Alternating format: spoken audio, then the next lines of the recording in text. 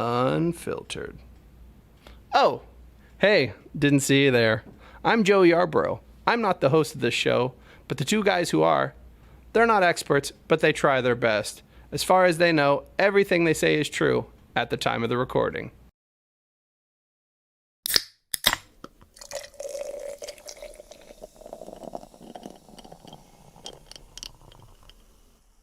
You're listening to the Beer History Podcast, hosted by David Totaro and Dennis Abdelhamid.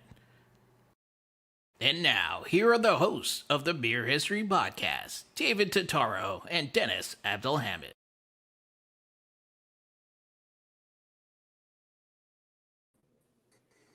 Yay! Hey. We're on. Hey, everybody. How's it going? Welcome to the latest episode of the Beer History Podcast. I'm your host, David Arbuckle Totaro, and with me is my faithful sidekick, Dennis the Menace to Society, Abdelhamid. Today, I came up with that 5 minutes ago. Today, we have a very special guest, my brother from another continent, Lamus Dumblauskis. Did I say it right? Yeah, that's as good as it's going to get. We call him Hex. I've known him as Hex for years and years and years. So we're not on a first name basis because we don't need to be. So yeah. But anyway, happy to be here.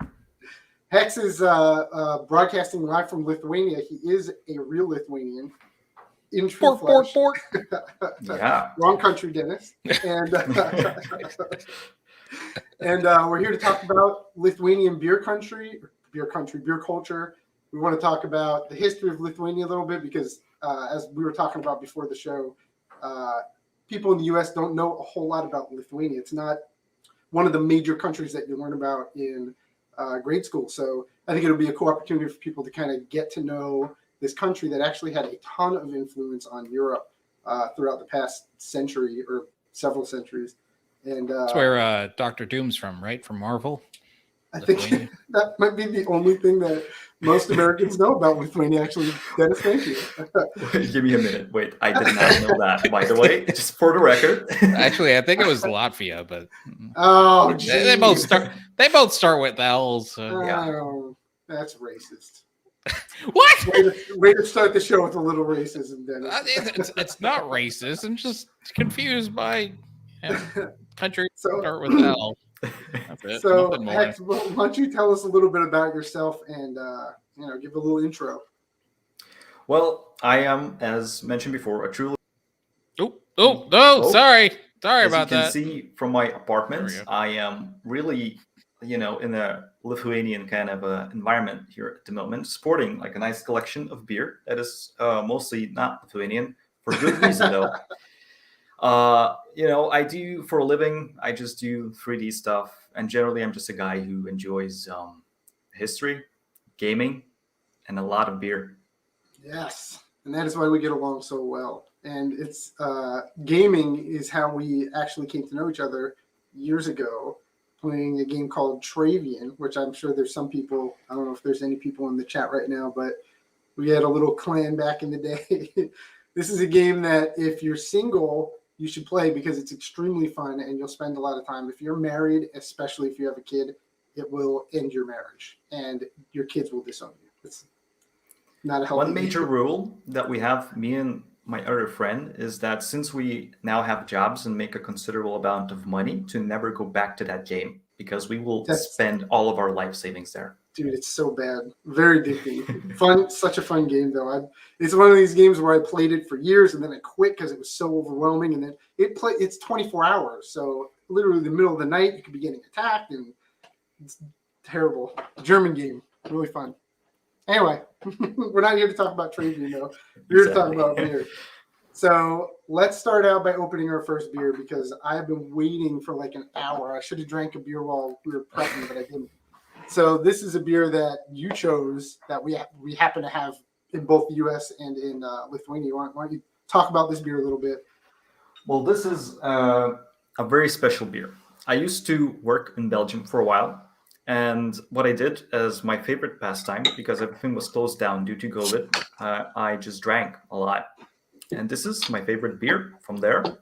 It's Belgian triple beer made by Trappists. It's a specific thing I'm going to talk about probably later. It's very good. All you need to know. Also, it's like 9.5% alcohol, so it's not one of your light ones. And tell why don't you tell the fine folks at home about how you're supposed to drink this beer, what you were telling me before. Oh yeah. So what they do in every supermarket basically in Belgium is that they specifically don't allow it to be kept in a refrigerator because it is recommended to drink it just below the room temperature to really feel the taste. Oh Yeah, crap! there's a lot of My head's too big. Oh, Dennis, barely got it.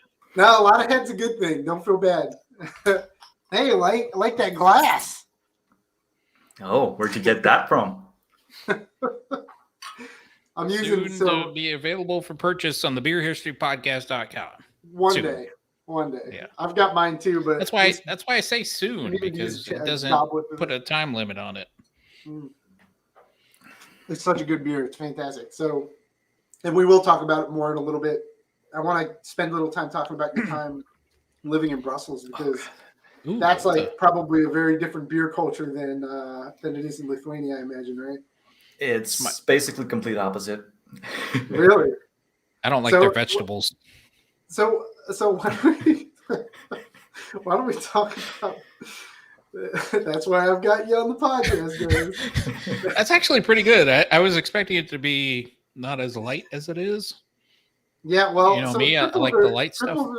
They're pretty interesting beers because they're like heavy and light at the same time. I mean, it's a heavy beer. You should describe it as heavy, but you can see the color is like not even amber. It's pretty light. And it's very translucent. It's not like what you think of when you think of a heavy beer, at least in the U.S.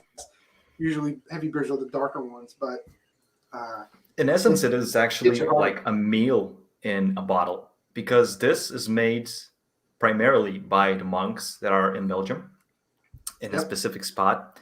And they actually, since like the very old times, they used to make a lot of beer that is thick and has a lot of nutrients in it, to kind of sustain themselves as they're doing fasting, their religious fasting.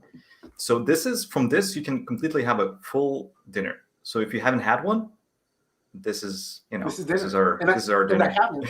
So this works out nicely for me. Perfect. Actually, I read an article by a guy years back. He was a beer journalist, and he did this whole experiment where he had heard that in Germany, where they also have a tradition of brewing heavy, nutrient-rich beers. They used, I guess, what they used to do. The legend is that they would brew Doppelbock specifically for that reason, and what they would do is they would fast during Lent and literally not eat the entire time, and they would just have 3 of them a day, basically to replace the 3 meals. And so he actually did it. He got a doctor to kind of follow him to make sure he wasn't doing anything unhealthy, and he went through the whole Lenten season and didn't eat any food. He drank Doppelbocks the whole time. I've always wanted to do it, but it's like you can't really do that when you're at work. Got to take a break, guys. Time for lunch. You heard it here first. If you ever are looking for a diet, this is your answer. That's right. Medically approved answer, by the way. One day I'm going to do it too. So anyway, let's talk about the country, Lithuania. I want people to kind of get an idea of some of the basic history.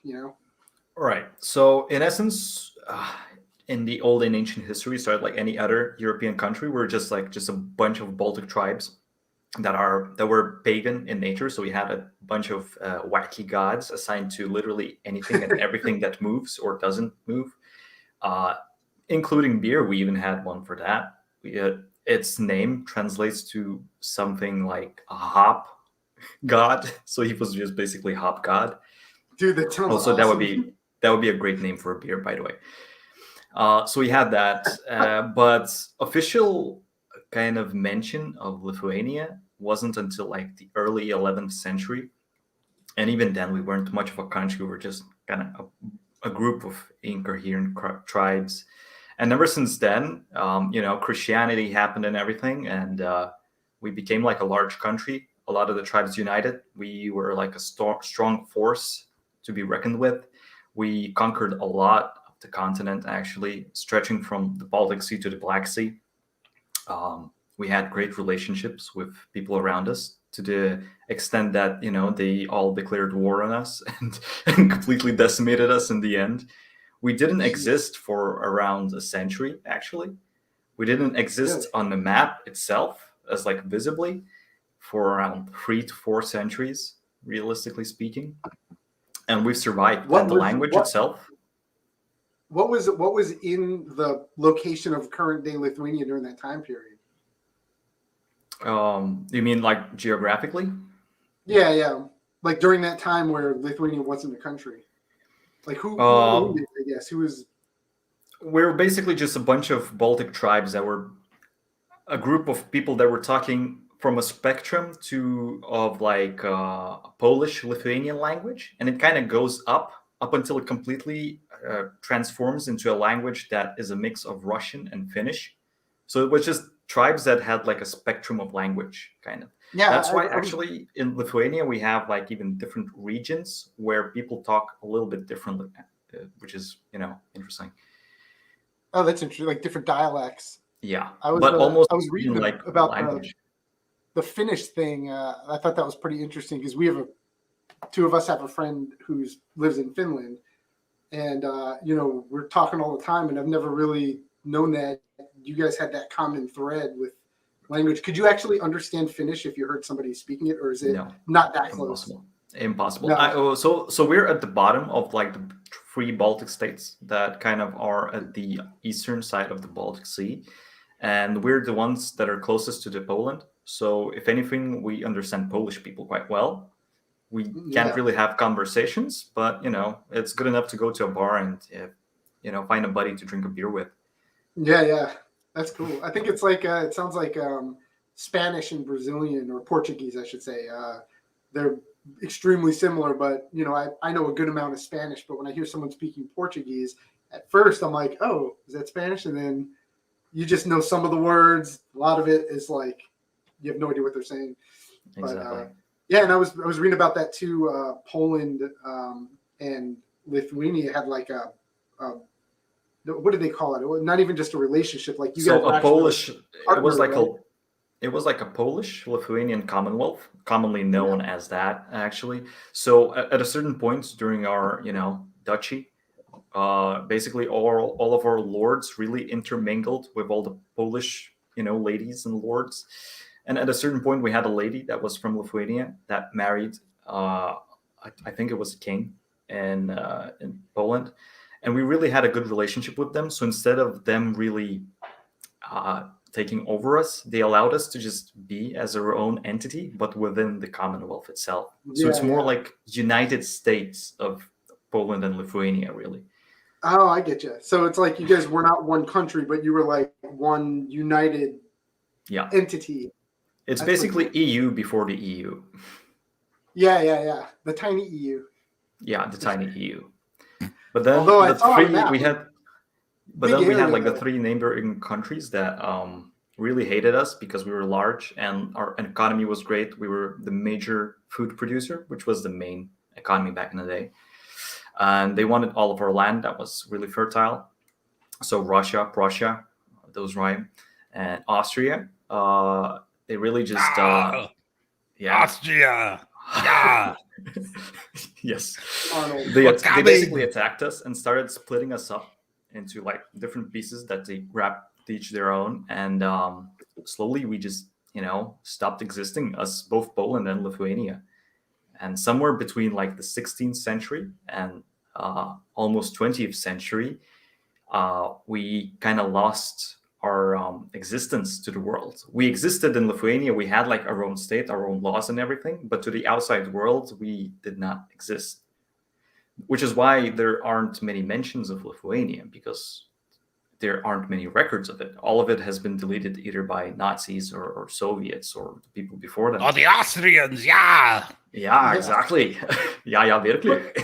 But what's interesting to me was I remember reading that that, and I bet you this probably played a lot into that lack of history. For whatever reason, the Lithuanian culture didn't start using written word until way later than most of the other European countries for some reason. So I was reading something like the earliest written records created by actual Lithuanians was only like 500 years ago or something like that.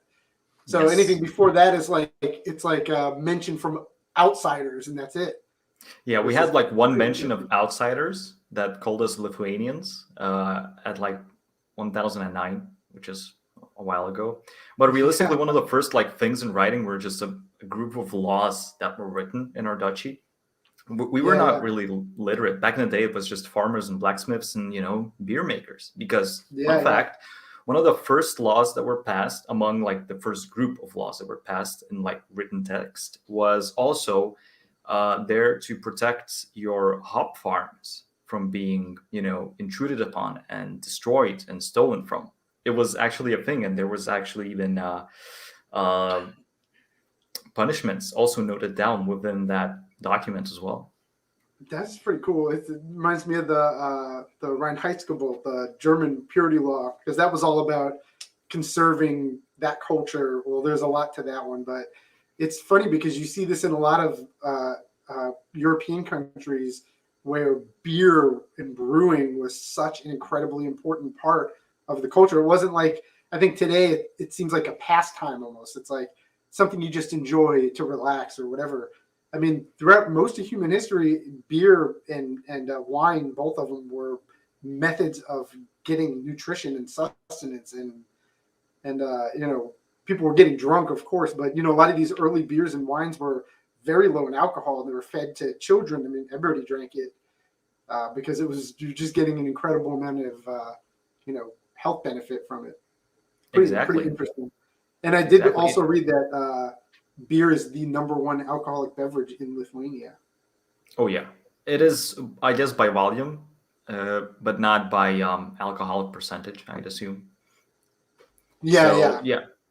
Because a lot of people, their drink of choice here is vodka, and I'm gonna get to that actually. So I can really just gloss over roughly the beer tradition in Lithuania or lack thereof recently. And basically, back in the day, like in much of the Europe, beer was a large thing. Just like you said, it was basically water to every single European. A lot of the culture came into Lithuania through actually original Germany and the countries that were before Germany, which is why a lot of our beers have similar styles and notes, except for the fact that we have access to different ingredients, quality of ingredients, and so we had that. We basically were Germany in all intents and purposes when it comes to beer, up until everybody wanted a piece of Lithuania, right? Yeah. And then after Lithuania became occupied numerous times throughout the history, nobody really cared about our industry. They really just cared about our land and getting a lot out of it. So throughout these years, our industry kind of depleted, especially during World War I and II, during Nazi and especially Soviet occupation, especially Soviet. Because back when we were occupied by Soviets, we were really limited to what we can use for production. There were just quotas that you would get and the amount of alcohol that you can produce if you have contacts in the government. And that's basically it. You don't really choose the type of drink that you create. You don't choose the type of ingredients that you use. You don't choose the type of technique that you use. You had no freedom in that. In fact, you couldn't even use Lithuanian language back then. It was illegal. So it killed beer culture basically, and all alcohol probably. Absolutely. It kind of makes me think of the Great Depression and Prohibition in the U.S. because our beer culture completely plummeted and it flatlined, and it became everything just became boring. So if you want to best compare U.S. and Lithuania, I'd say that we just got a late start on the beer culture. We only became independent in the last 40 I think years, 50. Yeah. Wow. So it's from the Soviets, and a lot of the world thought that we were part of Soviet Union. We weren't even like a country that existed really. We had to literally yell. We occupied our own TV tower to broadcast the message to the world that we exist and we are our own people. Yeah, that's an entire That's crazy. thing as well. And you used to be hey guys, before we go any further, we got a lot of people in the chat. Oh yeah. So I kind of want to go through a few of them real quick, if you don't mind. No, Take go a quick ahead. break before we go into our next beer. Me and Hex will keep talking forever. So we got Jonathan saying, "Ready to hear about beer." I don't know if he sounds like that, but that's my impression. Randy Savage That's is in there. every person who loves beer, by the way. Oh yeah, so excited for this. Yes. That's exactly how she sounds. Let me tell you something, brother. Looking forward to the podcast. There was a question in there. I saw there was a question in there for Hex somewhere. Yeah, we got a question here for Hex. Hex, what's your opinion on Lithuanian beers now? You can answer later. So we'll just skip it for now. You can answer. No, I'm kidding. Go ahead. You can answer. All right. So to be quick for this, the traditional beer from the big producers, it's crap. It's not worth even buying, really. It's a waste of money. It's cheap, but it's crap. It's just only there to make you drunk or to not make you broke as you're drinking. For students, let's say. But we have like a small craft industry that's just up and coming, and that is worth looking into and keeping an eye on, but not good enough yet to really be proud of. Do you guys get much beer from the US? Like craft beer? A little bit here and there, but it's hard to find imports. Yeah. It stinks too, because even in the US, like I was in Michigan last week in Detroit, and they have this bottle shop that I usually visit when I'm up there, and they've got variety, like tons and tons of different options. It's really cool. Well, I noticed last time I got some beer that it was kind of like it was something I had before, and I was like, this isn't as good as it used to be. And I looked, and the date, it was like a year old, right? Next time I went to that bottle shop, I started looking, and a lot of these beers were old. And that's in the U.S. A lot. These were all, when I'm in Michigan, I drink Michigan beer. So this is all local beer, and it was like old. So I'm thinking to myself, you guys are getting beer that has to go through this probably ridiculous process before it ever even hits your shelves. Who knows how long it's sitting out there? As I was buying this beer, which is an import from Belgium, the bottles were literally dusty as I was buying them. I've seen that before. I've seen it before in the U.S. But the thing that's interesting about beer is depending on the style of beer, it's sitting on the shelf is basically like cellaring your beer. It's not a bad thing. Some styles it's terrible. If it's a lighter beer or a lager or an IPA or pale ale, anything that's got a hoppy character, hops doesn't do well when it sits. But if it is a spiced beer or high alcohol beer or really malty, there's the 4 S's. I always say the 4 S's of aging is smoke, if it's smoked, spiced, strong, like high alcohol, or what's the other S? Sour. Sours age well. If you see a beer like that that's been sitting on the shelf covered in dust, and you look at the date and it's from like 2 years ago or a year ago or something like that, it's probably a good find, because it's probably going to be better than it was when they first bottled it. But like Westmalle Triple would probably do well sitting on the shelf for a couple of years, even if it's covered in dust. I wouldn't worry too much. Actually, I wonder about your opinions on the beer, on exactly what you taste, because I taste something different drinking imports than from what I tasted when I drank locally. Yes, that's right. So you've had this beer fresh in Belgium, and now you're having it. I know you've drank it a lot since you've been back, because it's one of your favorite beers, right? So yeah, a lot. I'm curious to what the differences were you taste. So to me, this is a pretty. So for me, it's a standard Belgian triple, but of course, all of my Belgian triples are imports. So there are there's some craft breweries that brew triples. You can get a triple, brewed locally, but it's not nearly as common. And often there's like a twist on it. Like we have one locally that's really good. But honestly, it's like, it almost tastes like it's blended with an IPA. It's really hoppy. Not a traditional triple. Yeah. So, when I drink, well, I was going to say it's got a spiced character to it for sure. You can taste the booziness, but it's not like, it's masked with like a kind of a sweet backbone. Like that malty character comes through for sure. So it ends up being, with as high alcohol as it is, pretty well balanced. But I would say, triples from, in my opinion, when I'm drinking them imported, you can usually get a bit of a burn on the back end. Like, you can tell it's higher alcohol, but it doesn't taste like you're drinking vodka or something though, Does that make sense? Exactly. All Yeah, right, I completely understand. Sorry, guys, but we got a few more comments I want to get through. Renz, I hope I said that right. It's 5 a.m., but I'm here for Hex and the beers. 5 Yeah. a.m. Who is that and where are they? Yeah, Renz is, if I remember correctly, he's a buddy of mine. He is from Philippines. Correct me if I'm wrong, cool. Renz. Awesome. Cheers, Philippines. So we're That's like pretty awesome. as international as it gets, realistically. Let's normalize breakfast beer. I agree. Yeah, I completely agree with that, 100%. Breakfast beer, that's a good question, actually. I want to ask you about this. So in the U.S., it's frowned upon. In general, it's frowned upon to drink during breakfast unless somehow it's okay if it is a Bloody Mary or a mimosa. Those are like the two acceptable breakfast drinks. Drinking beer in the morning, I drink beer in the morning. So drinking lady drinks is okay in the morning, but beer is not. Yeah, see over there, that's how it is. Yeah. I mean, no, that's what I'm getting from you. In Lithuania, it's not acceptable to drink in the morning at all. That's how it is here. Yeah.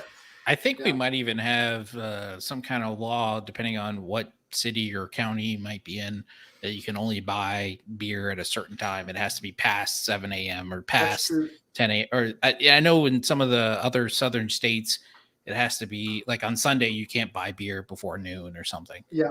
Yeah, that's absolutely true. I've been in grocery stores in the South where they have the alcohol is literally locked. The cooler's locked. You can get your eggs, you can get your other stuff, you can get some Pepsi or whatever, but you can't get any. You can't buy any booze. All right, let's get a few more questions in before we get our next beer in. We got Mr. Totaro coming in saying, "That's my dad." Yeah. You all right? You want to read it? Any good Pilsner in Lithuania? So Pilsners and Porters are the two prominent and most popular styles in Lithuania. So you can basically go to any corner of Lithuania and find any variation of those two. Thing is, since it's so popular, a lot of the major producers produce it, and a lot of the craft breweries just ignore it because it's not hip enough. Yeah. So usually the only good ones that you can have is not here. Fair enough. All right. That's pretty interesting because Pilsners. That's one of those beers where I've learned over the, I started drinking craft beer in 2007 or 8, and so it's been a pretty long time ago. Oh, I don't know. I'm bad at math. 20 over 21 or something. 7? No, I was over 21. I was drinking pretty crappy beer for quite a bit there before. But anyway, my point is, when I first started drinking craft beer, it was the heavy flavor, heavy beers like Russian Imperial Stouts, IPAs, barley wines, anything that was like a lot of flavor and high in alcohol, because those beers are fun and they have a lot of flavor. And as I have matured in my palate, Pilsners have become one of my favorite beers. And I think that once Lithuanian beer culture starts to develop, I think that you guys will start realizing that a well done Pilsner is one of the hardest beers to make. They're much harder to make than these high flavor beers. The high flavor beers, you just got to put in a lot of stuff that gives you a lot of flavor. Like everybody's had a crappy Pilsner. There's Pilsners out there that are terrible. There's nothing to mask your crappy beer in a Pilsner. So in order to make it perfect, it's got to actually be perfect. It's got to be really, really, really well done. So, in the U.S., you'll start. What I've noticed is a lot of craft breweries, they'll have all these crazy beers, and they'll often have one lager or Pilsner that's kind of like, and I'm sure a lot of people think, oh, that's to cater to the people who like crappy beer. But what I've noticed is a lot of them are really fantastic. And I think it's because the guy brewing the beer or the gal is, they've honed their palate and they're like, I want to do something more challenging, so I'm going to make a Pilsner. So interesting. We got a ton of questions here in the chat. Do we want to continue going through the chat, or do we want to pour our next beer? No. Let's get some get some comments. We got the former guest of the show, or probably one of our favorite. No offense to Hex, but Mr. Yarbrough's. What is the homebrew scene in Lithuania? Oh, that's a good question. Okay, so it used to be quite popular, actually. Actually, every village used to have at least one dedicated person that knows how to brew beer, just basically for events or just basic catering, right? Everybody just goes to him, hey, do you have a bottle? And he's like, yep, here you go. Cool. But now these days, it's not as prominent ever since, big cities became a thing. All the people that know how to do any type of craft anywhere, they just kind of moved out. So now people in the villages, they have to buy their own beer. Sad for them, good for us in the cities. So there is a home brewing scene, but it's more of a niche scene. So they have their own meetings, they have their own events, they have their own little degustations and kind of tasting sessions and everything. But it's not popular. It used to be more public, though. Yeah, it used to be more local and more kind of simple. Now it's almost partially commercial because almost every home brewer is just there to kind of find a job in the industry, not realistically to make good beer for the sake of making good beer. Did you ever try your hand at home brewing at all? I tried helping with that, and I hated bottling a lot. Oh my God, bottling sucks, dude. It is the worst. Did you get covered in beer? I was covered in beer. I was sticky. We were bottling. So the most sanitary place to bottle in, the most washed and soapy place we could find was a bathroom. So we were there. The bathroom had little to no ventilation. Yeah, it's. It was. I was sitting on a toilet and just kind of doing the thing. It was. Were you sitting or squatting? I was sitting on the toilet, so I just had the lid down. If you were squatting, it wouldn't have been sanitary anymore, Dennis. Yeah, exactly.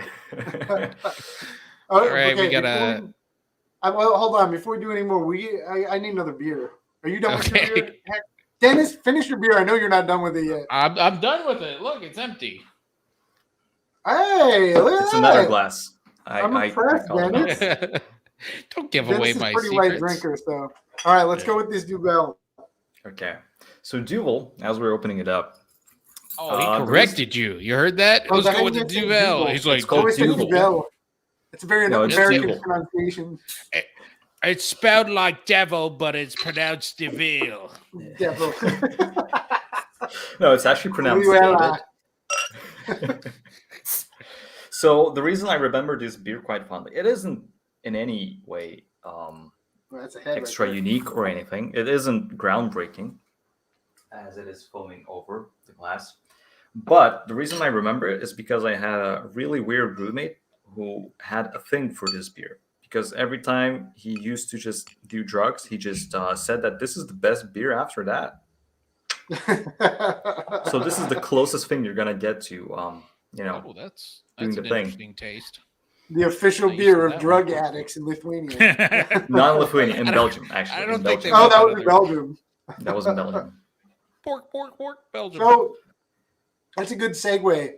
Why don't we talk about your time in Belgium? So Hex lived in Brussels for what was it, like 8 or 9 months or something? No, it was 2 years actually. COVID? Oh wow! It was 2 years. Are you serious? It was entirety of COVID. I decided to go abroad during the entirety of the major period of COVID. That was a great life decision, by the way. That is so funny. In my mind, I remember it being so much shorter. That is nuts. It was extremely long. By now, it seems small, but it was excruciating. Are you sure it wasn't longer? Are you sure it wasn't longer for you just because you were the one sitting there for the entire time during Absolutely. COVID? Imagine why it was long. So let me just paint you the picture. So I land there, right? I land there because I found a great job opportunity there, and I just land there. I already worked with the company remotely for like 3 years, and I decided to join them locally to kind of develop my skills and everything. I come in there, I work locally for a week, and then COVID hits and everything locks down. we are forced to work remotely from the apartment that I rent, which is 3 times the rent in Belgium than it is in Lithuania. Everything's there and there is expensive. I understand Like, nothing why in am I there. even here? Yeah, it was horrible. Every bar was closed that I was excited to visit and try beers in. No. Everything was closed. There was nothing to experience. So Brussels is mainly like this, almost like one huge downtown city where everybody's there to just either party, drink, or party and drink and eat fries on the side and spread COVID and ignore isolation rules. So it was a wild time. So in order to almost feel the culture that is lacking during the COVID period, I had to invent things for myself. And the invention was buying a lot of local beer and drinking it alone in my room, which is why the time really went slow for me.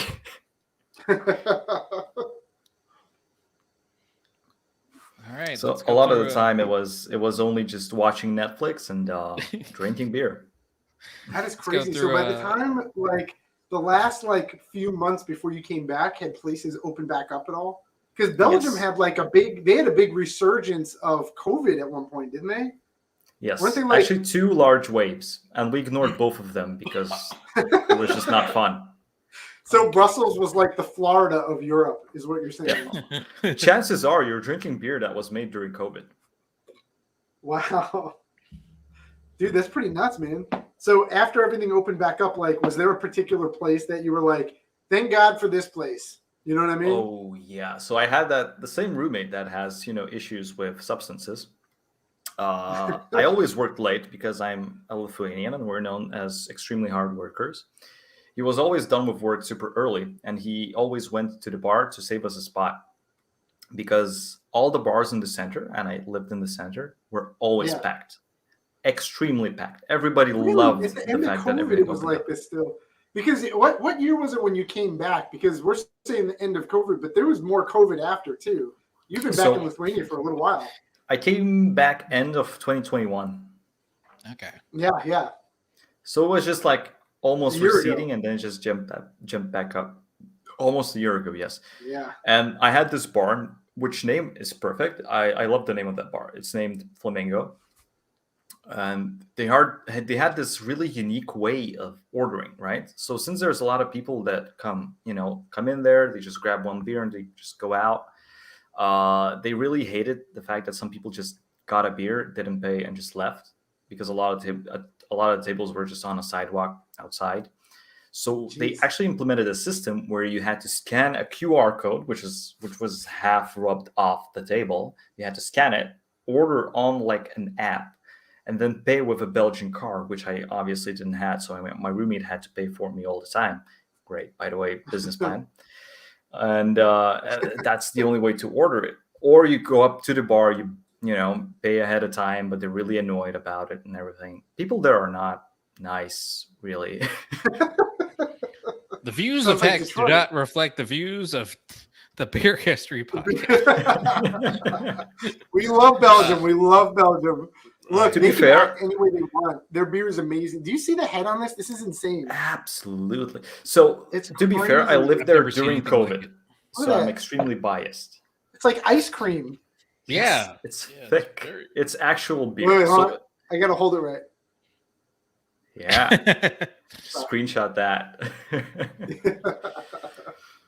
So actually, ever since I came back from Belgium, I stopped calling Lithuanian beer because Yeah. it felt like it was, especially after Westmalle, the first one that we drank. It just felt like all of the beer Yeah. here is watered down. So back to what we were talking about earlier. Yeah. Then, do you feel like there is a difference between the fresh Westmalle over there and the one that you're drinking here that's covered in dust? Extreme difference. It was Really? like ice popped out of my forehead since I tried the first time I tried the import. Because so initially when I was here in Lithuania, I thought there's no way I can get this beer here. I'm depressed. This is the saddest day of my life. But then I found out there's one shop that actually sells it. I was super excited. I went out, I bought a couple of bottles of it. And when I say couple, I meant like more like 10. I bought all of them and I opened the bottle and it was a lot. And when I say a lot, sweeter than it is fresh. Oh, So that if hoppiness you goes away. Yes. So when you drink it fresh, I wanted to say eat because it's almost as a nutritious meal. So when you drink it fresh, it's very hoppy. It's not as sweet. It's more like a pale ale that is extremely strong, and you feel the taste as if it was multiplied multiple times in your mouth. Wow. While here in Lithuania, it's more of a sweet drink. So I cannot just down it all the time because it's just way too sweet for my taste, honestly. Yeah, it's sweet when we get it here for sure. Definitely. Oh man, that makes me want to go and try a fresh one so bad Yes, now. it's much better there. So, Westmalle is not a hugely popular Belgian beer here. You can get it. Obviously, I have it today, me and Dennis. But the big ones that we get are what's it called?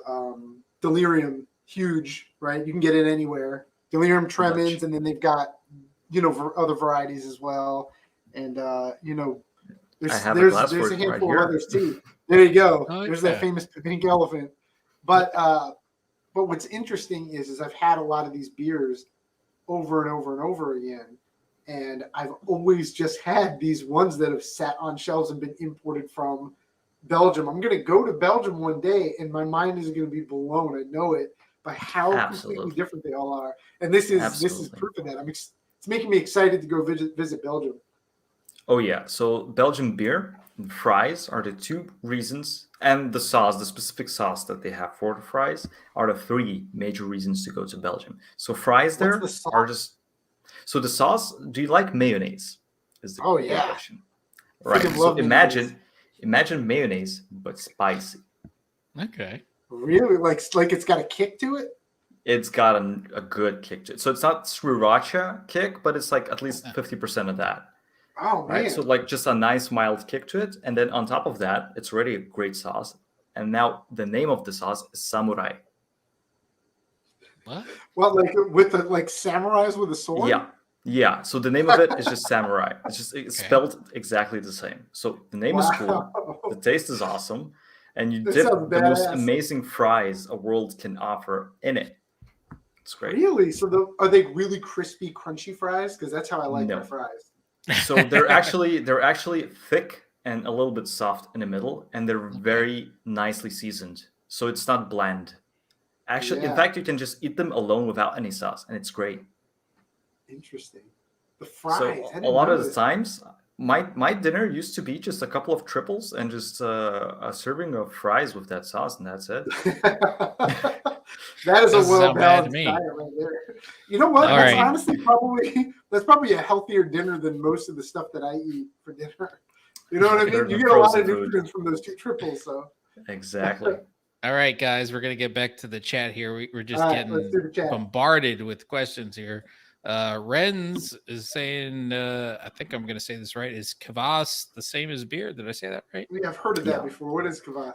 So kvass is I'd say a drink, almost alcoholic drink made from bread usually. It's almost like a traditional drink in Eastern Europe.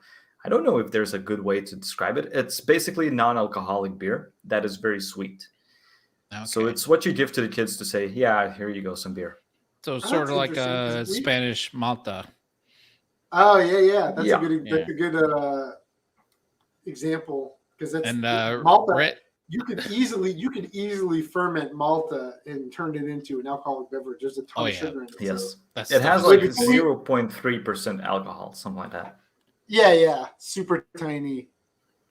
Dennis, before we do another question, I want to use this as a segue real quick. This was something interesting, and I think this is something that probably the average Lithuanian would not know about because Okay. it's these interesting brewing techniques that some of the older traditional beers used to use. And it sounds to me like the beer that you're drinking, like the commercial beer in Lithuania, is probably not doing any of this stuff. I bet you probably have to search to find a place that does some of these traditional methods, but they're pretty interesting. One of them, it says that I'm reading off my notes, so from looking, that's why I'm looking down. Mashing, pulling wet malt. Okay, so essentially they take the mash.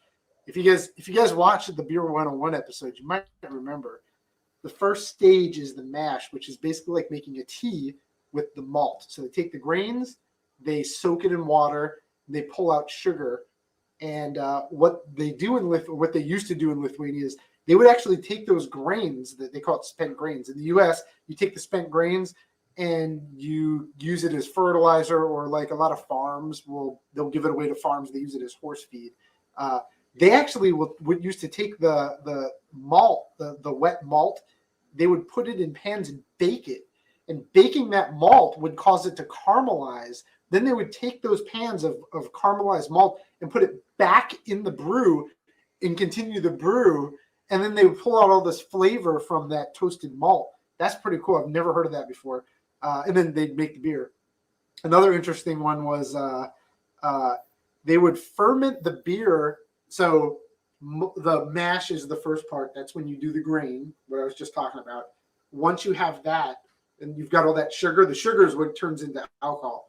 You then take it and you do what's called a boil, and that's when you throw in your hops, and you get the hoppy flavors and the bitter, that bitter flavor that you get from the hops, and citrus flavors and things like that. What they used to do is they would ferment the wort. They wouldn't even do the boil at all. And then they would make a tea out of the hops, kind of how they made the wort. And then after they would ferment just the mash by itself, then they would just blend that hops tea in with the malt, carbonate it with the yeast, and then now you have beer. Super weird, backwards way of doing it, but probably gives you a completely different flavor. And then another thing, and maybe this is one you've heard of, Hex, because it sounds like this is kind of at least according to this one article I was reading, it's like a traditional Lithuanian thing. They call it stone beer, where they heat up these stones to an extremely high temperature and throw it in during the brewing process. Have you ever heard of that before, stone beer? No.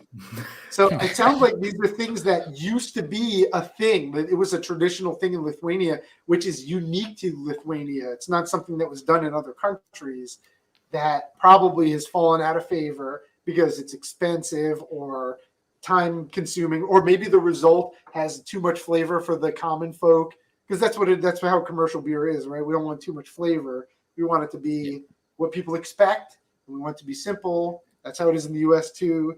Your Bud Light and all that stuff, and a lot of these cool traditions. These are neat. I mean, I want to try all of these. This sounds awesome, and it sounds like something that was only done in Lithuania. Now, the article I read was talking about a place that was doing these old traditional brewing methods. So I think you should look into maybe if there is a brewery someplace, because you're in the city, right? So you might have more potential options. Maybe you can find a place that does some of this stuff and find out if you can find some of these alternate brew methods. That'd be freaking cool, man. I would love to try some of this stuff. Well, the best place that I could guess that has it, from an educated guess, quote unquote. Yeah.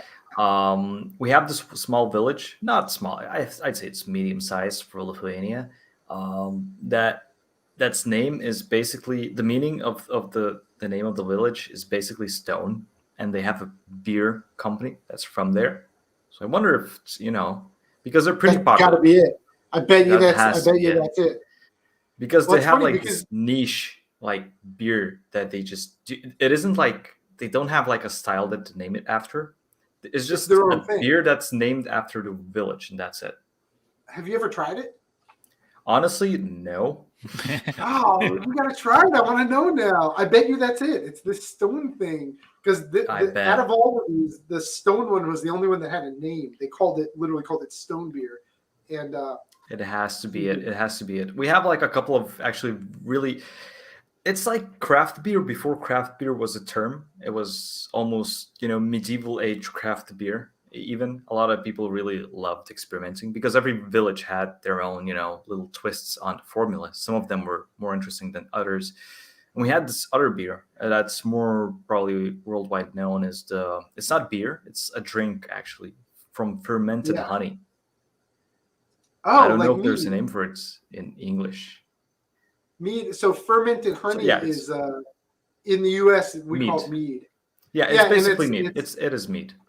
We associate it with, the Vikings in Scandinavian countries, Denmark and So it's something and that came from the Baltic shores, actually.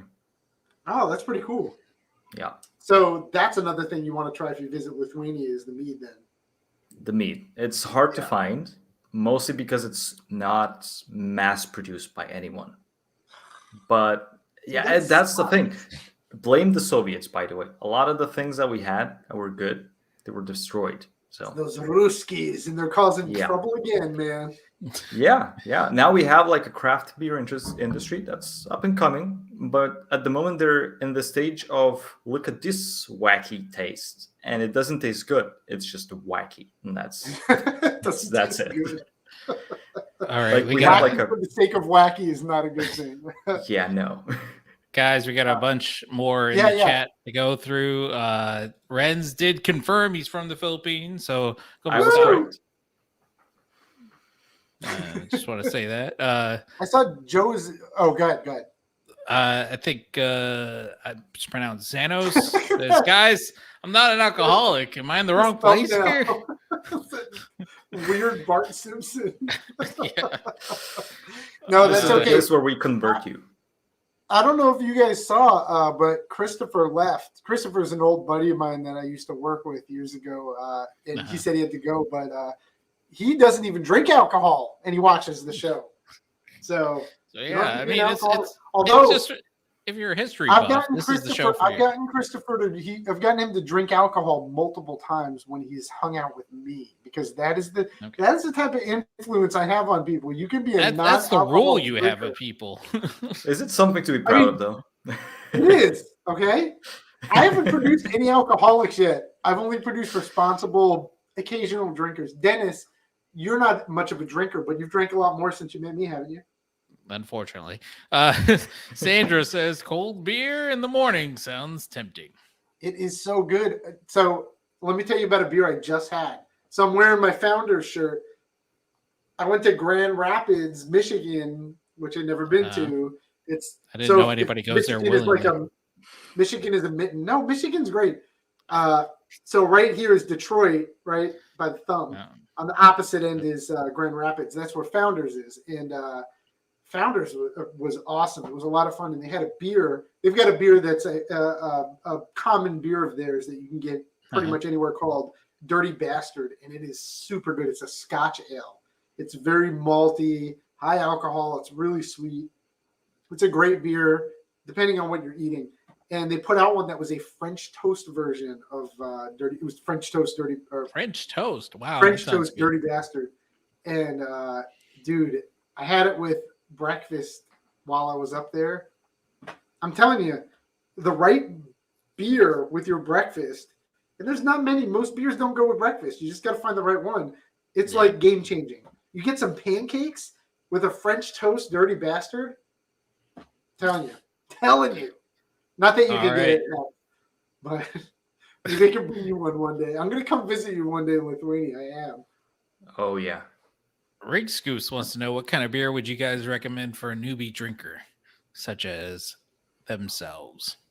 myself? See, that's a hard question to answer, because it depends on what your tastes are to begin with. Some people don't like. Well, what would one be that, like, you would know right away, this is the type of beer I'd like, or this is the type of beer I don't like? I would say if you live in the US, because I don't know if you can get this anywhere, but if you live in the US and you wanted to drink a beer that was just a really good solid beer, but didn't have any crazy hop flavor, not a crazy sweet flavor, just kind of really well balanced, right in the middle, you can get Fat Tire by New Belgium anywhere in the US. Oh yeah, I've seen that. It is the easiest drinking beer on the planet. It's really, really good, but it's commercial. But it's a great starter beer that can kind of get you into other stuff. I would say, if you wanted to drink import beers, or if you lived in another country that might get beer from a variety of places, a lot of English beers are pretty easy drinking beers too. I love British beer. I think it's fantastic. So very sour though, right? Bass. Sorry, I'm gonna go off on a rant. Bass Ale is one of my all-time favorite import beers. It is it's one of the oldest commercialized beers on the planet, right? It's been around for centuries, And back when we'll do a whole episode on the history of the IPA one day because there's a lot of false information out there. But you've all heard the story. Some, at least a lot of you probably heard the story where the IPA, India Pale Ale, was developed as a way of transporting the beer from England to India without it going bad, because hops is a natural preservative, so they put a lot of hops. Not completely true. IPAs were developed during that time. They weren't called an IPA back then, but they were transporting porters to England or to India too. Anyway, Bass Ale existed back then. It existed even before that, but it was commercialized around that time period. You should fact check me on all this, by the way. This is impromptu. I don't like giving out misinformation. But anyway, I personally think Bass is just an absolutely amazing beer. It is just one of the most well-balanced, it's really, really good. And it used to be available everywhere.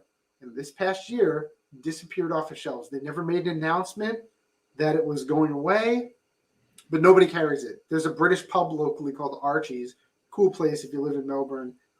They used to have Bass Ale all the time. They haven't had it for months. It's gone. It's pretty sad. It's to me, it's a very historic beer. I think it might be the first widely commercialized beer in human history, and it's just gone. They stopped making it for some reason. But I'm like way off on a tangent from this. This guy's asking what beer should I drink, and I'm literally talking about a beer that you can't even get anymore. Everybody just thank Brexit for it, by the way. Hey, Hex, you have any opinion on somebody who wants to try a beer? And what would you recommend? I think a good worldwide popular beer that you can try, that is an import, by the way, because I don't, know much about the US beers, is Delirium. Especially the Tremens one is a good, nice, light beer. My girlfriend likes it, and she doesn't like a lot of beers because a lot of them have too much taste, or they're too sour, or they're too sweet. And I think Delirium Tremens is like perfect balance of all that. It's a good one. Plus, I'm pretty sure you can get it almost anywhere. So, regardless of country, if you get imports, you're going to probably get that. Yeah. All right, Leffe we're gonna go. One too. You've got a Leffe back there. I think Leffe is a pretty easy drinker too. And it's a weird import, but yeah. Let's go through a few of these real quick. Echo says, "Hi, Hex." Hey. Jared wants to say, "Sorry, I thought this was a White Claw chat." Dennis, Jared. Oh, of course. We go way back. We were in high school together. Good old Joey Yarbrough. European time is different than American time. That is good true. For you, Hashtag Joe. facts. He's such a smart guy.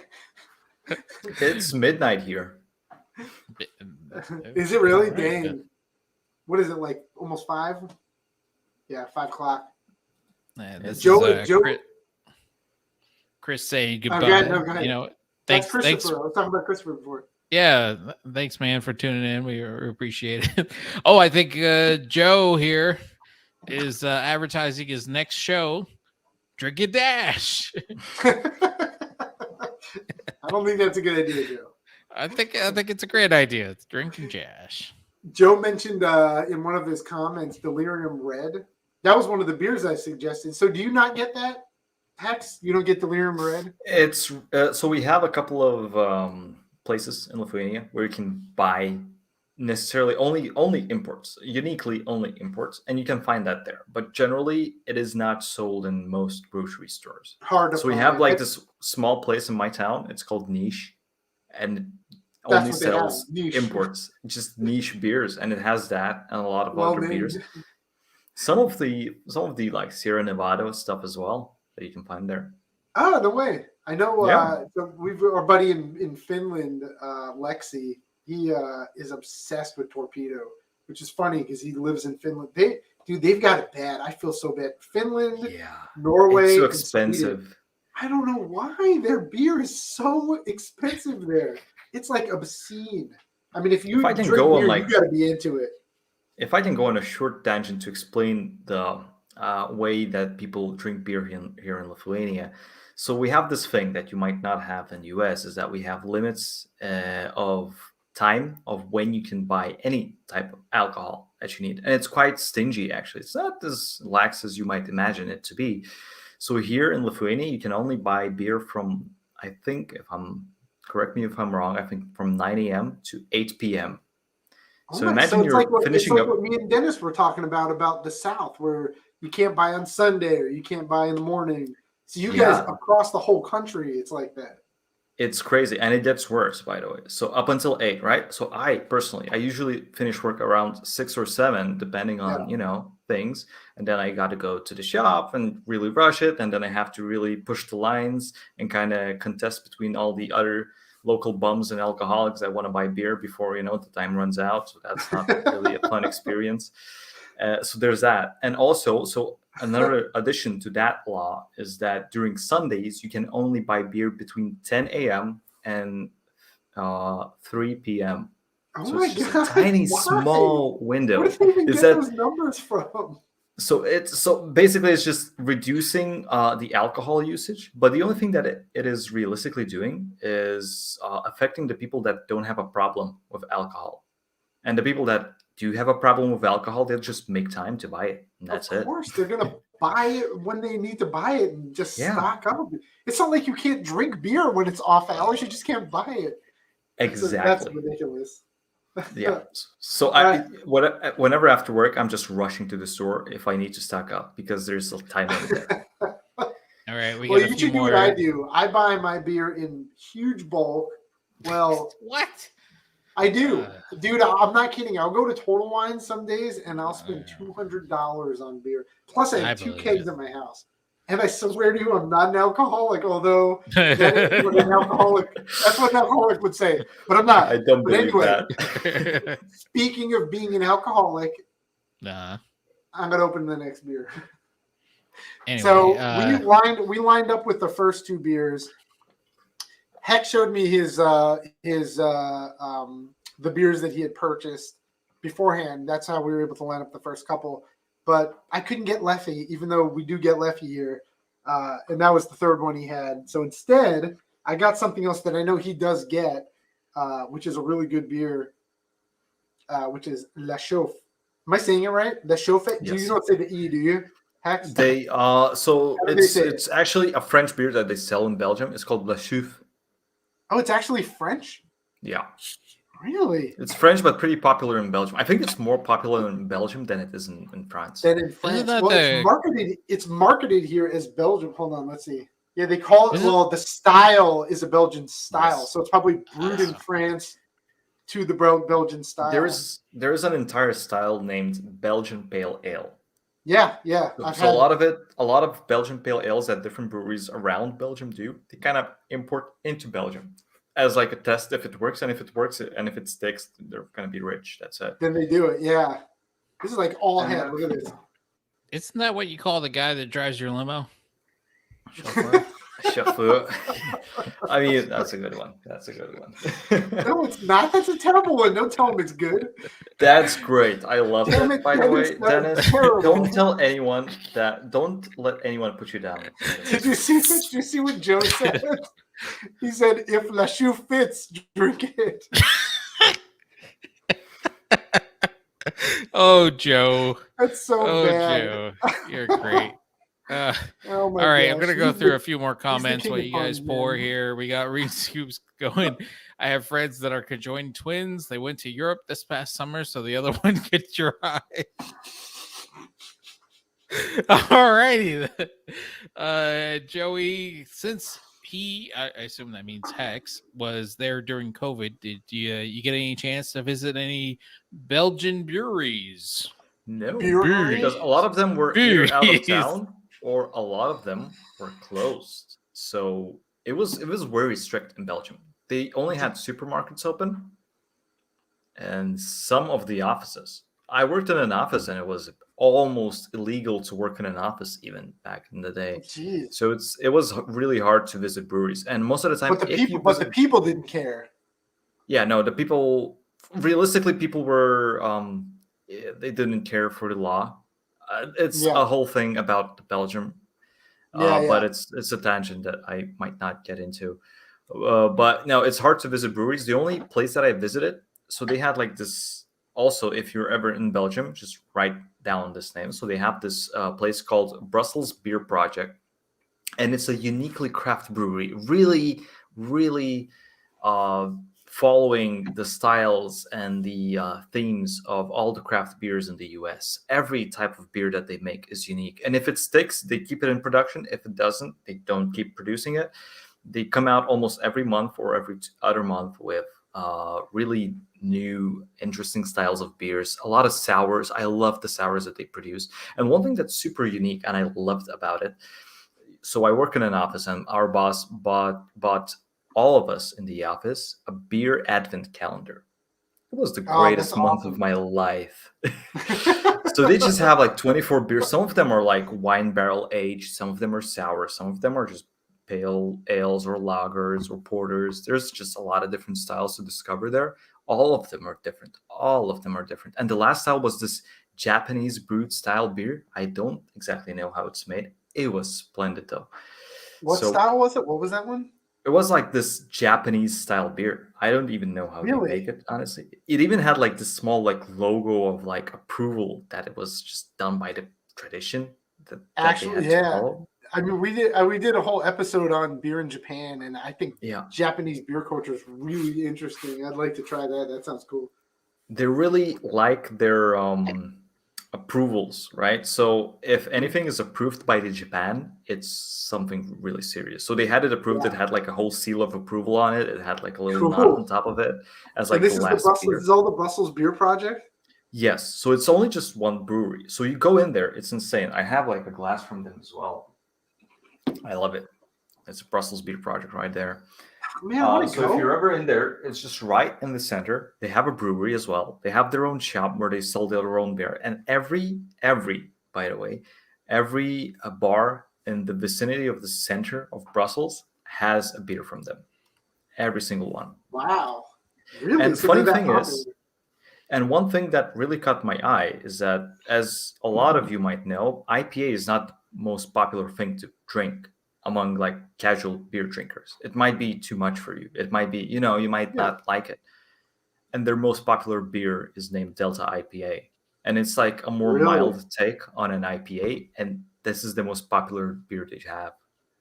That's so interesting. So you've got this country that has arguably the most traditional beer culture on the planet, right? Maybe rivaled only by Germany or the Czech Republic. And you've got these people who are just incredibly interested enough in this craft brewery that's doing stuff outside of their traditional beer that you can actually find their beer all over Brussels. They completely overtook the bar scene. Completely overtook it. So this shows you shows like an interesting difference between Belgium and Germany, because I've got a buddy who lived in Germany for like, I don't know, 8 years, Jay, and I should have messaged him before the podcast. He probably would have really enjoyed watching. I'm gonna message him after. But anyway, he lives in San Francisco now. Me and Joe just visited him actually a few months ago. He was telling me about the beer culture in Germany and how they are obsessed with tradition to the point where craft breweries can barely even survive. So he said, even in major cities where you would expect people to be a little more liberal with their tastes, you've got these craft breweries that open up and then they just fizzle out. And some of them have stood the test of time. They do exist. But I know one example I can give you that's like I guess a pretty famous one is Stone Brewery. It's funny, we're just talking about Stone beer, and I thought about this when I was doing the research. One of the big breweries, craft breweries in the U.S. is Stone Brewing. They're in California, in Escondido, California, and they're fantastic. They're big on heavy hop beers, and they were the first creators of the IPA, but they were one of the first breweries that really pushed hoppy beers, and all of their beers were just hoppy, like crazy amounts of hop. And that was at a time where that wasn't popular. Their biggest beer is called, it's funny, I was just talking about Dirty Bastard with Founders. This beer is called Arrogant Bastard, which is such a good beer. It kind of started a new style called an American Strong Ale. Anyway, I'm going off on a tangent.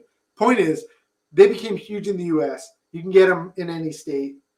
Their beer is really good quality, and they opened up a brewery in Germany. They were like the first that I know of, at least, the first U.S. craft brewery that was like, we got big enough balls to try to open up a brewery in Germany, the beer capital of the world, arguably, although I would say Belgium is a contender. And they did. They opened this brewery. I want to say it was in, oh my gosh, what is that city called? Dang it, I'm going blank. It's on the tip of my tongue. I can't remember. Doesn't matter. Anyway, they opened the brewery. Munich. I think it was in Munich. I'm probably wrong, which is going to be embarrassing. But anyway, they opened this brewery. I think they were open for like 2 years, and they ended up closing because of, there was a number of issues. I think there was issues with like political issues with construction and stuff like that. But one of the big reasons was because people they weren't interested in craft beer like they are in the U.S. But what from this conversation that we're having right now in Brussels, it shows that in Brussels you can start a craft brewery. I'm assuming the people who open the brewery are Belgians, not Americans coming in opening a brewery. This isn't a brewery from the U.S. opening a satellite location. This is like its own thing opening in Belgium, and they're doing stuff way outside the Belgian tradition, and they're not just succeeding, but they're doing really well, right? That's what it sounds like, at least. I think that's pretty interesting. Indeed. One thing that I wanted to mention actually in Belgium is something that we might not have explained, and it's something worth explaining, is the Trappist and the Abbey beers that they have there and the entire culture around it. Oh, yeah. It's a short explanation. Let's talk about that. So we really, throughout this entire stream and episode, we mentioned multiple times Trappist beers, and it's specifically this Westmalle, the first beer that we opened. It's from Trappist Brewery. So what does it mean? So Trappist Brewery is basically a beer that has been brewed. The brewing process has been overseen by monks, and it is within the premises of the monastery that is overseeing it. So only the beers that follow these two rules only have the specific seal that only Belgium gives it to it. If you do anything outside of it, if you brew a little bit outside of the premises of the monastery, you do not get the same seal. If you have a beer that is brewed, that the brewing process is overseen by monks, but not in the premises of a monastery, it is no longer called a Trappist beer. It is called Abbey beer. So it's a similar thing, but it's a little bit of a lower quality. So there was a small difference, and there's a huge elite kind of feeling around it when people are drinking Trappist beers, because this is the most authentic that you can get. They don't do crafts. They don't do anything. It's the most basic beer that you can find. The triples is the most extreme that they can go with their styles, realistically speaking. Yeah. They don't add any additional spices. They go original 4 ingredients, and they only go for high quality ingredients. Another fun thing is that because of those Trappist breweries and abbeys, the beer prices in Belgium are not as high as food prices are comparatively, because the Trappist breweries are only there to make enough money to cover the costs of the monks. So they're only there to cover the costs of the monastery, of the monks eating enough, not really to make any profit and become millionaires. So the prices of beer are okay. It's still quite high, and it's higher than your average student light beer that would be the equivalent of Bud Light, but it is still not as expensive as you would expect it to be. It's not €5 or dollars per bottle. It's maybe two and a half. So is it cheaper than standard beer in Lithuania, like when you're drinking Lithuanian beer? So standard beer in Lithuania costs around €1. Standard pint, let's say, pretty cheap. It's really cheap, but also it is extremely watered down. Standard good beer costs almost €2, which is almost the cost of Belgium. And Belgium is, let's say, maybe 3 times more expensive than Lithuania. So their beer costs are impressive. How much did that Westmalle cost you?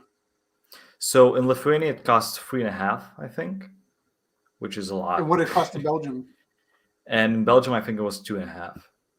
That sucks. Yeah, it's not only a little bit worse for my personal taste, it is also more expensive. It's still If way it makes you better than feel any better, other Lithuanian beer.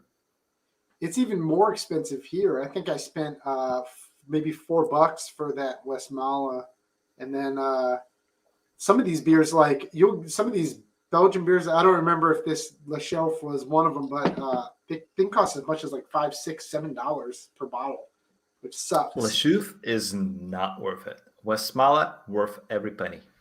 Have you Alrighty. now? There's Have no you had their price to hide brown for it. though? I really like their brown ale. This is the blonde, which is the most common It's one okay. you get. It's okay. Is all I That's can it? say. All right.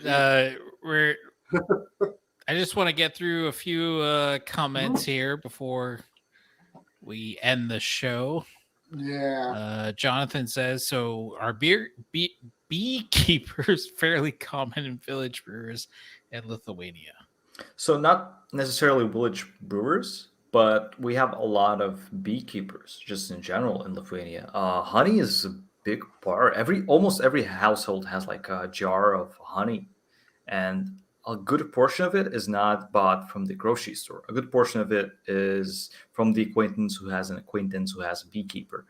In our Really? case, my girlfriend has, her parents have like a couple of hives, and they just collect from that. No way. Yeah, Dude, it's you should. really common. So, from what I understand, mead is pretty easy to make. It's literally just fermented honey. You should try to make some mead. Have you ever tried that? I have literally 4 jars of honey. In a normal use of not making alcohol, this could last me for 2 years. So Well, maybe that's a then, good use for it. yeah, ferment two of them because I think it's literally just pitching yeast. I know Joe. Joe, comment if you can. Joe was in the military for years, and he used to make alcohol from like packets of jam. He'd be on base and he would collect jelly and like squeeze it into a container, pitch yeast. Then I don't know where he got the yeast. I guess he had somebody send him yeast from stateside, and then it would just ferment. I mean, it's like a pretty simple process, I think. Joe, say something in the comments. All right. Some people might call this inventive and impressive. I call this alcoholism. There you go. Fleischmann's bread yeast. That's something you can get anywhere here. Hey, Hex, can you Little read packet. this next comment here? Because I'm sure I'm going to obliterate it. All right. So I remember one bar in Vilnius, which is our capital, by the way. Šnekutis. Have you been there, Hex? I have not, because I don't visit that town, that city, that capital too often. What's your city? My city is Kaunas, so it's the second largest one, which is there's a lot of rivalry between the capital and the second largest city. Oh, really? Yeah, it's just it isn't for any good reason. It's just there to be there because people love rivalry for some weird reason. Yeah, absolutely. But I haven't been there. Do you legitimately think one city is worth visiting more than the other? It's just different reasons. So Vilnius, the capital, is more of a reflection of what a Western city could look like, with keeping the traditions of an old medieval city. So small, tiny, old town streets and everything. It's very romantic, actually.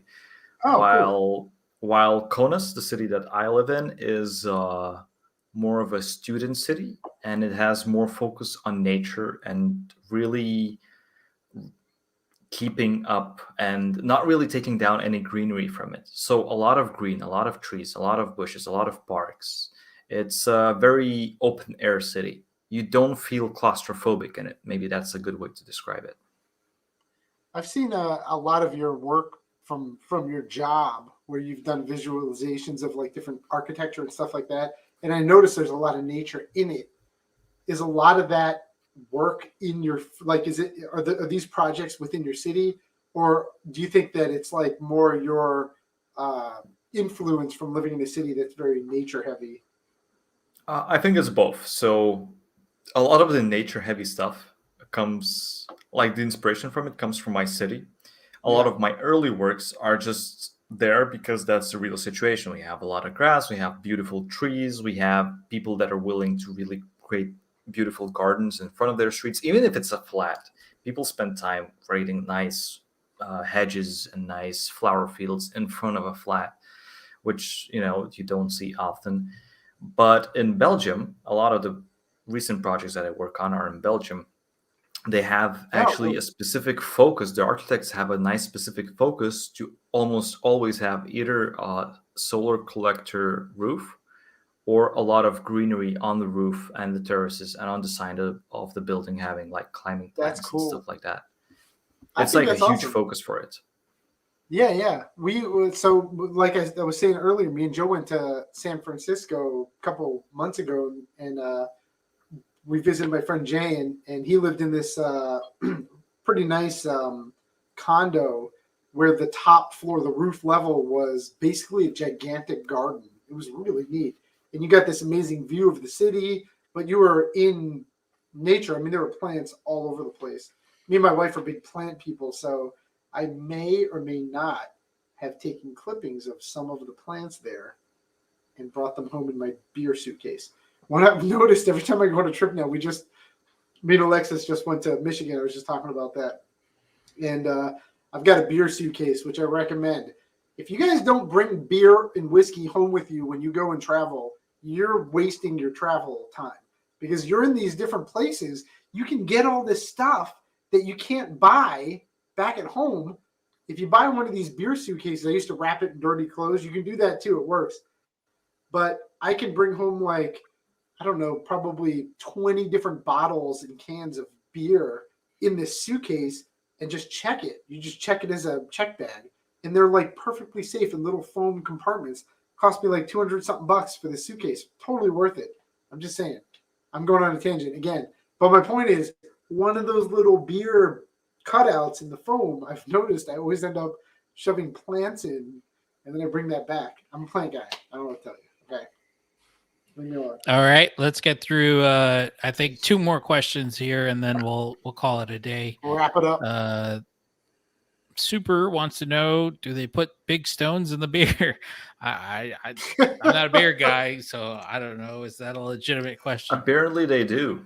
Apparently They do. We don't know. I was reading out of all those different methods I read about, the stone one seemed more of a tradition, less of something that affected the beer. I guess it could caramelize some of the malts if they drop it in during the malting process. But outside of that, it's sort of like it's just a thing we do. But I still want to try it. All right, and our last question from Joey. He gets the last word tonight. If you have 24 hours in Lithuania, where do you go for beer culture? That's a good So question. definitely the two cities, and you can fit both of them within the 24 hours because the travel time between the two cities is 1 hour. So you can spend, first part of the day in one and another part of the day in another one.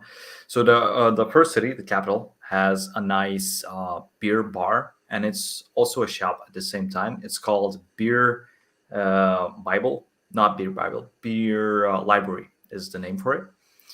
And they have all types of beer all over Lithuania and a lot of imports. So if it's your first experience in Lithuania and in Europe in general, this is where you can not only taste Lithuania but also a good portion of the Europe.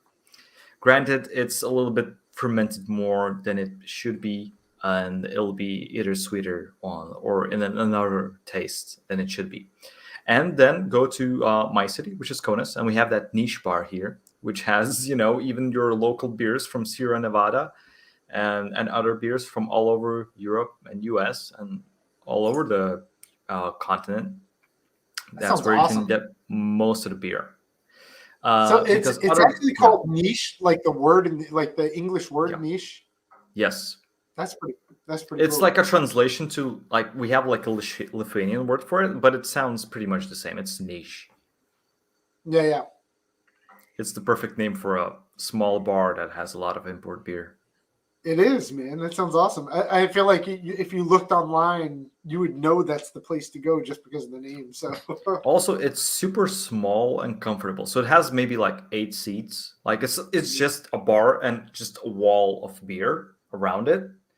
You just come in there, and if there's space, you just sit down and just point at the beer, and they open it up for you and just pour it in. would you say like if I wanted to visit Lithuania, if anybody listening was like, I want to go visit someplace in Europe, I've always heard Czech Republic is a great place to visit. I've heard Austria is a great place to visit. Inexpensive, but lots of cool stuff, like amazing landscapes and things like that. Do you feel like Lithuania should be on that list?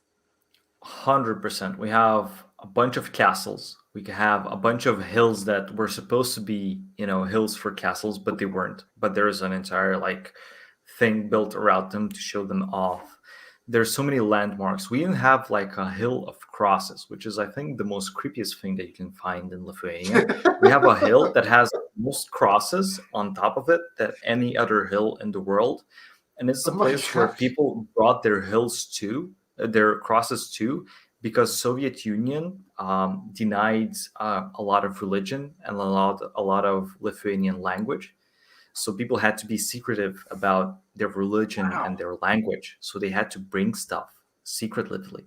And it was like this sacred place that they burned out a couple of times, but it still has like a lot of crosses Holy on. crap. If you Google Hill of Crosses, Lithuania, you'll find it, and it's creepy, but also it is also considered one of the most saint places if you're religious. That's really cool, man. That's like it's not just a neat place to visit. It's like there's just an insane amount of history and emotion baked into that. That sounds really cool. Yeah. I mean, Yeah. I know we've talked about it forever, but I definitely plan on coming and visiting one day. So you'll show me all the cool stuff. We could probably do a Absolutely. podcast while I'm out there. Well, I think that's going to do it for this week's edition of the Beer History Podcast. You make it sound like we're a weekly podcast. We're going to be a weekly podcast. Whatever. It could You mean work. this year's edition? Nonetheless, I Hold just on. want to give a quick shout out to all the people in the chat. We have other projects. We've got me and Dennis were talking before the show. We have 2 more episodes planned. I know it's been a long time since our last episode, but we're going to do Farmhouse Ales, which is interesting because I read a lot about farmhouse roots with Lithuania. And I think you guys do actual traditional farmhouse ales, but we get in the U.S. and what's called a farmhouse ale in the U.S., there's a lot of misinformation about. So when this episode comes out, I think it's going to be pretty interesting. I was pretty shocked by some of the stuff I read. And then in Lithuania, if I can just pop in Lithuania, if you have a farmhouse ale, that's what that's the thing that you mean by that is that your uncle has an uncle that makes beer, and here you go, just drink that. That makes sense. That's what a farmhouse ale should be. In the U.S., there's this like, I don't know, like a magical vision of, because when you say farmhouse ale in the U.S., you're usually talking about a saison, which is a style that got very popular in the U.S. over the past few years. And the whole story is Saison DuPont, which is like one of the big, they're the first saison beer producer. They put their beer out years back, and they kind of give you this story like, oh, in Belgium, used to have this thing where you would harvest the grain and you would do all this stuff, and then you would brew the beer and ferment it, and then it would be ready in the summer or the spring, and then the workers would drink that beer, and that would be part of their pay. And it's this type of style. It's like this. And when you get a saison in the U.S., you know what to expect because it's a defined style.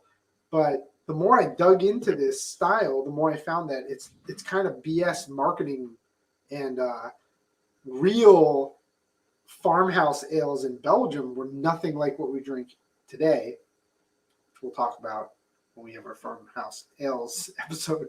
I'm basically doing the episode right now, so I'm going to stop. Interesting. It's really interesting. I think it's cool. But so we're going to do that, and then hopefully in a month or 2 from now, I want to do an episode about Florida beer, which will be a live episode like this. The farmhouse ales one will be like one of our normal episodes that are pre-recorded. So Yeah, we're but I had planning a on lot of doing fun something doing this, for man. Christmas. We'll probably do a Christmas themed beer episode. I don't know, just spitballing. But it's great. Thanks, Hex, for coming on the show. I really appreciate you. No And, me problem. and Dave appreciate you I'm coming so glad, on. man. We've known each other for so long and we've never spoken to each other like this. It's been a lot of fun. I'm glad we got Yeah. to Weird and fun. weird and fun. Amen. I just want to give a quick shout out to Rig Scoops, Jonathan in the chat, Mr. Tataro, our good friend Joey, Sandra, Good old Joey. Chris. There's a bunch of people in the chat. We couldn't get to all the questions, but we definitely appreciate you sending them in. And we appreciate the support. Thanks for always supporting our endeavors. Absolutely. I had a lot of fun. All right, guys. Thanks for coming. Make sure you visit our check website, out our- thebeerhistorypodcast.com, for all our social media and show notes. If you want to know where we get our facts from, if you want to know the music that we use in our episodes, all that stuff is available at thebeerhistorypodcast.com. Absolutely. Dave, send us home. All right, I'm going to send us home. I'm pouring one more beer. This was something I saw. Weinstefan, I'm sure you've all seen before. I've never seen it in a can before. This is their Weiss beer. So thanks for joining us, everybody. Sign on to our social media. We're on Facebook. We're on Instagram. We're on Twitter. You can sign up on our website too. So that way you know when our next episodes come out. We have a couple. Yeah, definitely join the Discord. We love people. Discord is a lot of fun. Join our Discord. We get to talk about beer, all the beers that we like. Well, more of Dave, but nonetheless, definitely we got a great community there. Subscribe on YouTube, like the video. If you're on Facebook, like the video, share it. We appreciate all the support, and we'll be back next month for another live episode of the Beer History Podcast. If you like beer, if you like history, this is the podcast for you, fellas and ladies. We've gone way over time, but once again, Hex, thank you so much. Dude, you are amazing. Super fun. Beers were phenomenal. Your history, your stuff. Like that's what we love about this show is we bring the experts to you. So until next time, thanks for listening to the Beer History Podcast. I'm Dennis. He's Dave. Hex was our guest. We'll see you next month. Merry Christmas. Happy Thanksgiving. Yeah. Goodbye, everybody. See ya. Have a beautiful time.